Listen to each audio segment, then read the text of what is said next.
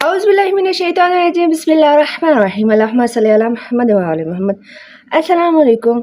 Welcome to MA Coaching Center. Hope so you all will be fine by the grace of Allah. I'm here with new topic with new information for Islamic वाल open university students.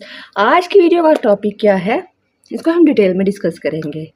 और उससे पहले आप लोगों से कहना चाहूँगी कि मुझे वॉच टाइम की फुल ज़रूरत है। मैंने अपने चैनल मोनेटाइजेशन के लिए देना है, 1 ईयर हो गया है, मेरा अभी तक वॉच टाइम कंप्लीट नहीं हुआ, 500 हुआ है और जबकि मुझे चाहिए 4000 वॉच टाइम। तो आप लोगों से रिक्वेस्ट है कि मेरे चैनल को सब्सक्राइब के साथ साथ वीडियो को फुल वॉच किया करें ताकि टाइम इंक्रीज़ हो और मैं मोनेटाइजेशन के लिए अप्लाई कर सकूं। और आज की वीडियो का टॉपिक ये है कि इलामा इकबाल ओपन यूनिवर्सिटी के न्यू और पुराने स्टूडेंट्स, उनका हमेशा से एक सवाल रहता है, स्पेशली न्यू स्टूडेंट्स का, कि हमने इम्तिहानात सेंटर में जाना है पेपर देने के लिए, तो हम लोगों ने अपने साथ क्या क्या चीज़ें लेके जाना है। तो आप लोगों को बताती चलूँ कि जब आप लोगों ने पेपर देने के लिए जाना है, ठीक है, तो अपने साथ साथ आप लोगों ने क्या चीज़ें लेके जानी है जो बहुत ज़रूरी है, जिसके बाद सेंटर में आपको जाना अलाउ नहीं है। आप लोगों ने जब सेंटर के लिए निकलना है तो पेपर का टाइम अगर 2 o'clock है तो आप लोगों ने 1 घंटा पहले घर से निकलना है। और 1 घंटा पहले इसलिए निकलना है, कुछ रास्ते में आपका टाइम गुजर जाएगा और कुछ टाइम आपको सेंटर पहुंच के सेंटर को देखने का मौका मिल जाएगा और सबसे पहले आपको अपनी सीट्स जो है कहाँ पे आपका रोल नंबर है ये देखने का भी मौका मिल जाएगा।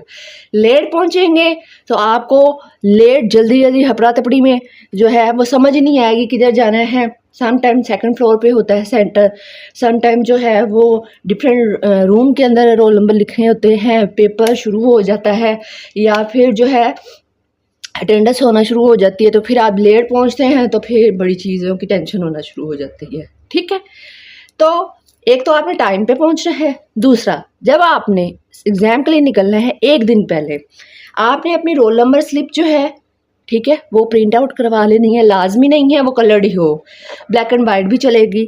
आईडी कार्ड आपका पास ओरिजिनल होना ज़रूरी है, आईडी कार्ड की कॉपी नहीं।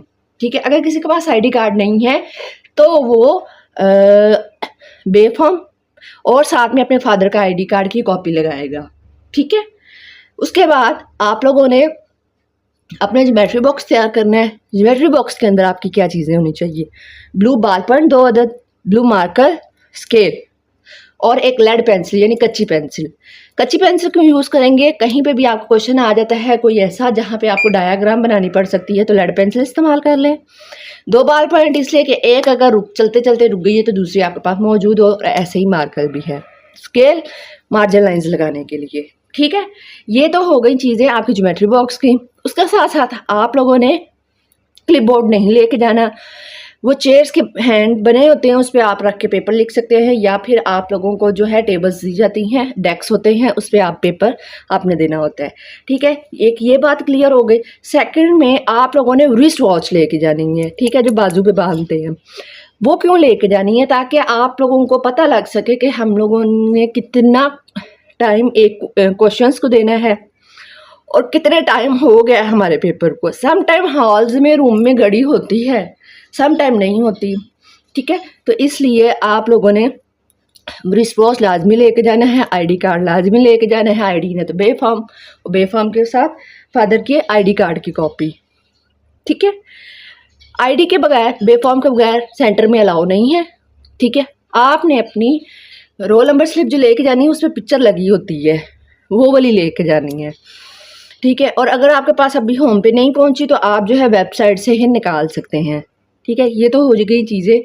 दूसरा ये कि अब हम बात कर लेते हैं, जब आप सेंटर में पहुंचेंगे सबसे पहले जो है आपने आईडी कार्ड अपना चेक कराना होता है। अगर कहीं भी किसी सेंटर में चेक नहीं करते तो रूम में अटेंडेंस के दौरान चेक ज़रूर होता है। ठीक है, आपने कोई चीटिंग का मवाद साथ लेके नहीं जाना, पीएम में यूएमसी बन जाती है तो मसले ही मसले होते हैं। मोबाइल अगर आप लोग लेके जाते हैं, फर्स्ट ऑफ ऑल तो वो कहते हैं कि मोबाइल अपना बाहर सबमिट करा दें। ठीक है, जब आपने मोबाइल सबमिट कराना है उसकी निशानी कोई रखनी है, आपने 50-100 रुपया 200 रुपया लेंगे जो आपसे, वो आपका मोबाइल सेव कर लेंगे और मोबाइल को अच्छे से कवर करके दीजिएगा कि ताकि कोई और आपका ना ले जाए। ठीक है, सेकंड ये कि या फिर वो कहते हैं मोबाइल बंद करके अपने आगे वाले डेस्क के नीचे रख दें, चेयर के नीचे रख दें। ठीक है, हमारे साथ तो ऐसा ही होता था कि हमने अपने आगे मोबाइल सामने वाली चेयर के नीचे रखे होते थे, एक तो आंखों के सामने होते थे। ठीक है, और जब आपने पेपर करने हैं, ठीक है, 8 क्वेश्चन होते हैं। ठीक है, तो आपने उसमें से 5 अटैम्प्ट करने होते हैं।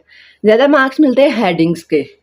ठीक है, आपने हेडिंग जितनी क्वेश्चंस की लिख सकते हैं आंसर लिखते हुए आपने वो लिखनी है।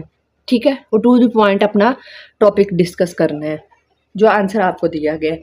उसके साथ साथ आप लोगों ने जब पेपर कर लिया उसको एक दफ़ा देखें, और पेपर जो है वो आपके सुप्रीडेंट या वहाँ जो है इन्वेजिलेटर होता है जो पेपर ले रहा होता है उसको आपने दे देना है। ठीक है, सम टाइम वो कहते हैं अपनी सीट पे रख दे।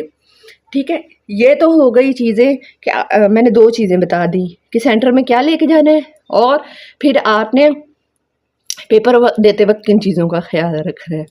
अब बात कर लेते हैं कि आपका पेपर हो गया, आप सेंटर से बाहर जाते हैं तो कोशिश करें सेंटर से फ़ौरन आउट हो जाए। ठीक है, क्योंकि फिर वो चीटिंग केस बनने का भी खदशा होता है कि ये इसलिए तो नहीं खड़े कि चीटिंग करनी है, तो आप जो सेंटर की जगह है उससे काफ़ी दूर खड़े हो। ठीक है, और कोशिश करें गर्ल्स अपने टाइम पे वक्त पे घर पहुँचे ताकि लेट ना हो।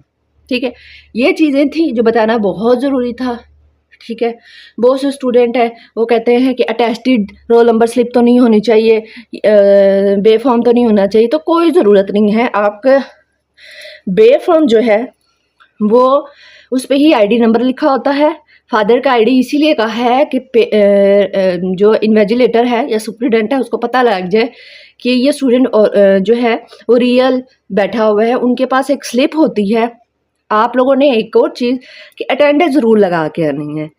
अटेंडेंस शीट्स होती हैं, उसके ऊपर अपना आईडी कार्ड लिखना होता है और अपनी आंसर शीट का जो नंबर है वो लिखना होता है और सिग्नेचर करने होते हैं। ठीक है, तो जब आपकी अटेंडेंस होने लगती है तो उनके पास ऑलरेडी कंप्यूटराइज एक शीट होती है, उसमें पिक्चर लगी हुई होती है, फादर नेम होता है, आपके स्टूडेंट आईडी का नंबर होता है, आपका CNIC का नंबर भी होता है, वो टैली कर लेते हैं। तो इसलिए इतने परेशान होने की ज़रूरत नहीं है, और स्टाफ के साथ बदतमीजी नहीं करनी होती जो कि बहुत लड़कियां करती है। तो मैं कहती हूँ आपको समझ में आ गया होगा, और कोई क्वेश्चन रह गया है तो आप मुझसे कमेंट सेक्शन में पूछ सकते हैं। तो मुझे दीजिए इजाज़त, बाय बाय, मिलते हैं नेक्स्ट वीडियो में।